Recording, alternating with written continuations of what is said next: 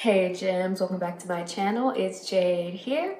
So it's about that time. Med school application season is right around the corner. Applications open May 1st. I'm bringing you this video today to introduce my Med School Motivation Mondays video series.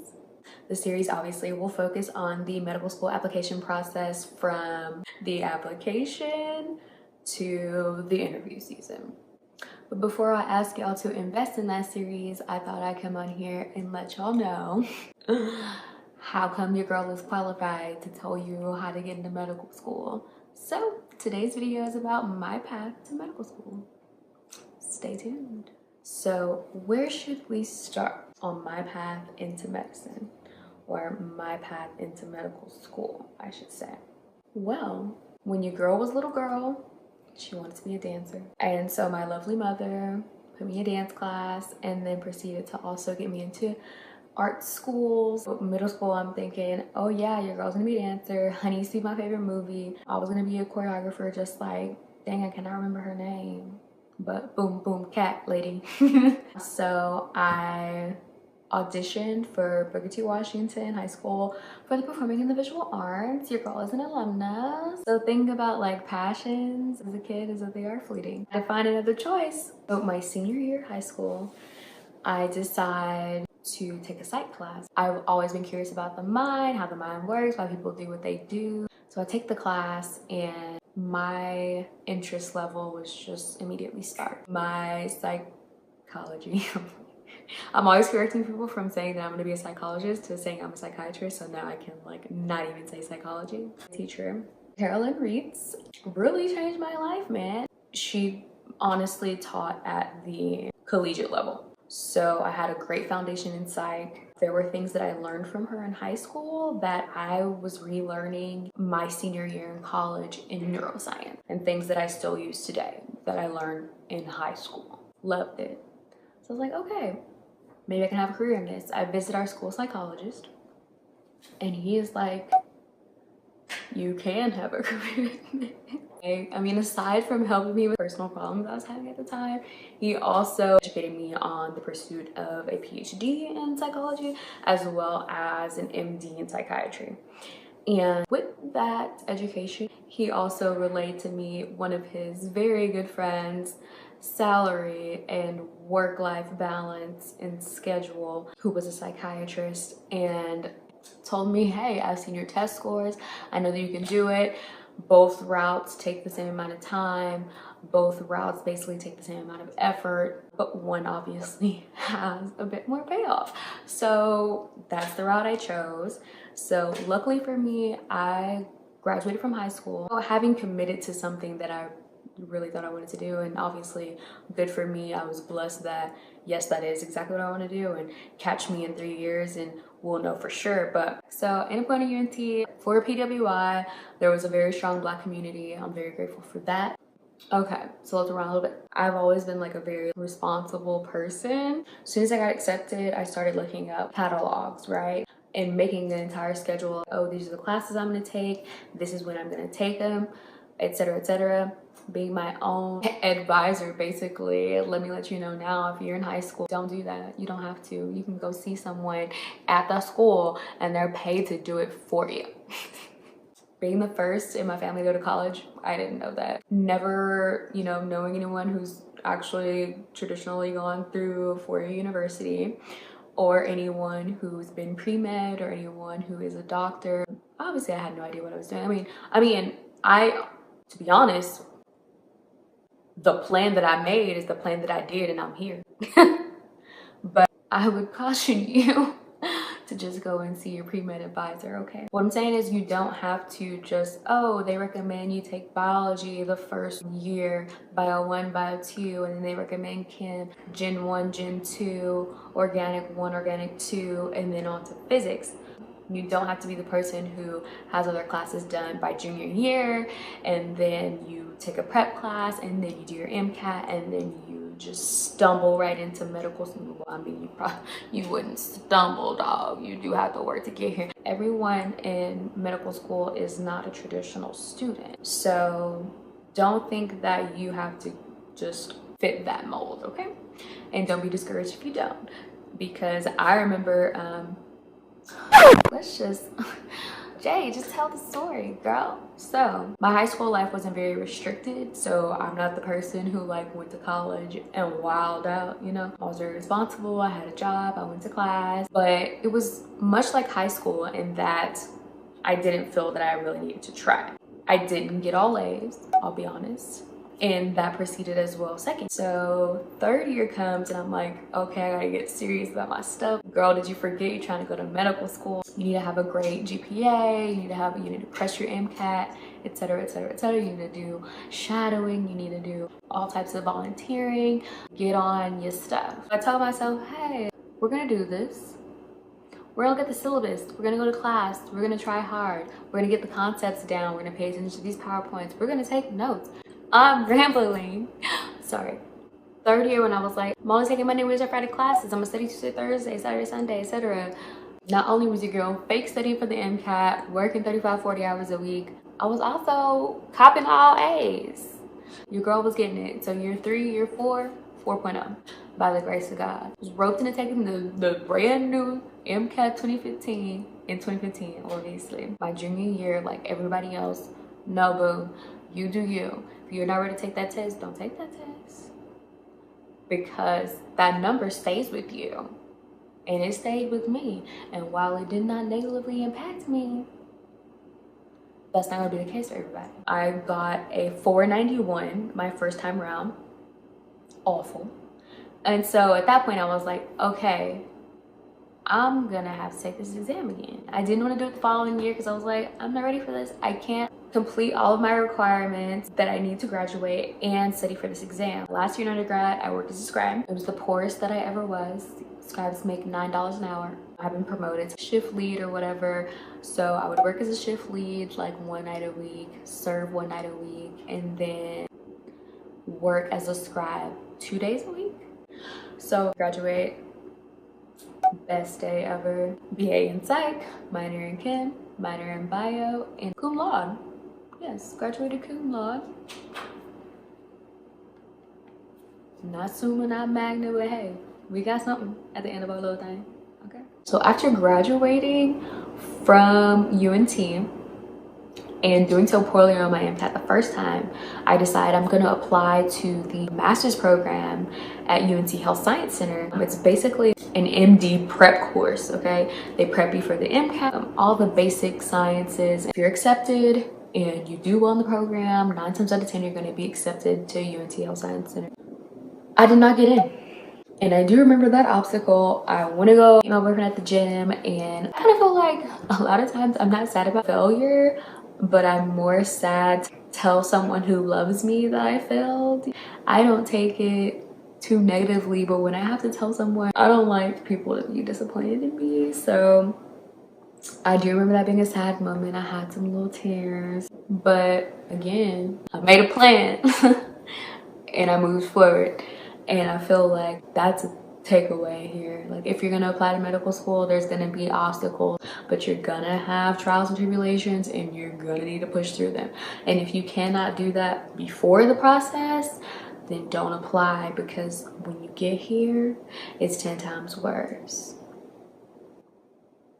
And that's a fact. I decided I'm gonna take a year off because I did not want to apply to medical school with my 491.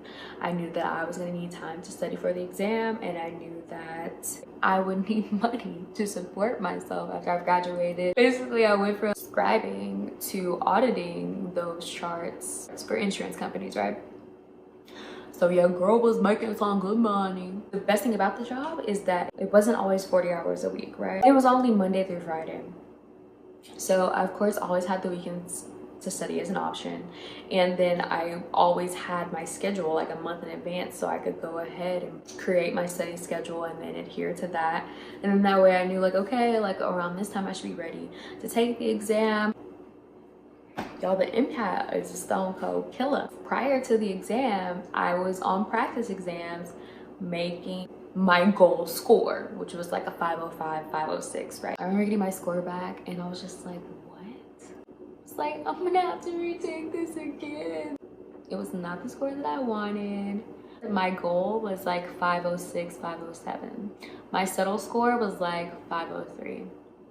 My actual score was a 500, okay? So your girl was just a little bit shattered.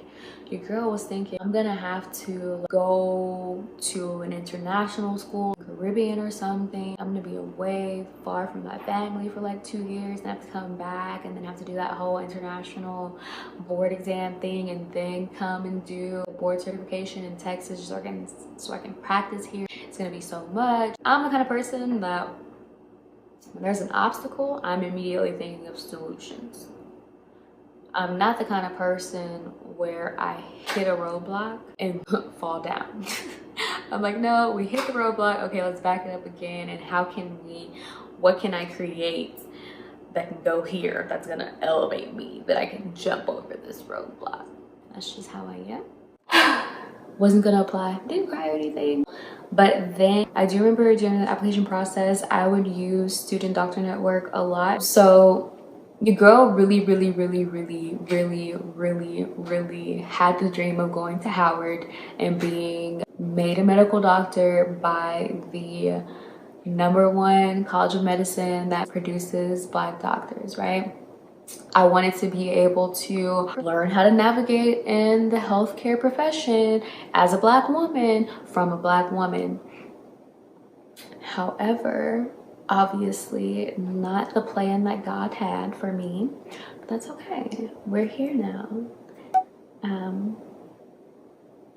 with no Black people in sight. But I digress. I would spend like all my time on SDN looking at other people's stats who got into Howard and things like that. Other people's experiences with applying to Howard and stuff. Because it is an HBCU and because it is targeted toward uplifting and educating an underserved population and also serving an underserved population, they do accept candidates with lower MCAT scores because, as we all know, standardized tests aren't always indicative of your actual knowledge, your actual intelligence. They can also be indicative of test taking skills. I was like, oh, well, I'll still apply to Howard because they'll see that I've brought my score up, and even though it might not be enough to get into another school, they'll accept me. I'm a Black woman. I am the epitome of Black excellence. I'm gonna get in. I thought, y'all, I was going to DC for real. Speaking of SDN, a algorithm that they have, I think it's called the